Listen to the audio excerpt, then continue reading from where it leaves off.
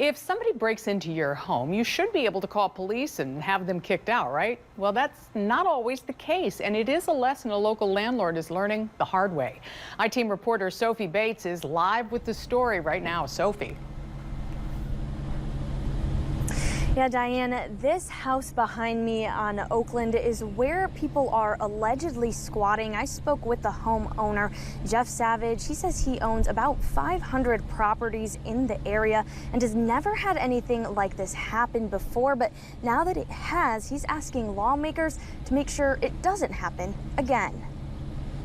The world has gone crazy. Landlord and owner of Toledo Transformation, Jeff Savage, says he finished evicting a tenant from this property on East Oakland Street last week. When he stopped by to check on the house, The locks have been changed.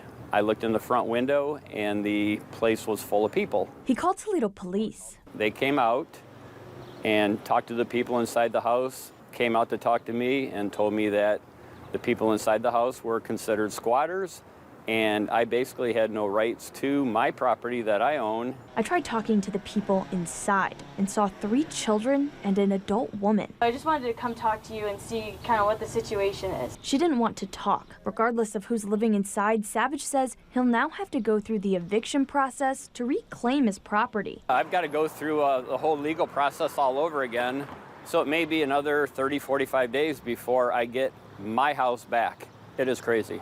He says he hopes his story will be a warning for other property owners This can happen to you, so and a call to action for lawmakers. I would implore our city councilmen, pass an ordinance. Let's change this law now in Toledo. I don't know who would be against this law.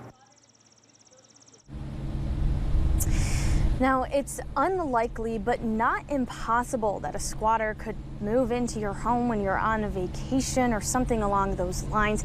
That being said, it is easier for a homeowner to get a squatter kicked out of their property versus a landlord. And while that may be bad news for landlords, there could soon be some good news on the way. There are currently 2 bills making their way through the state legislature aiming at strengthening landlords' rights so that these types of situations don't occur.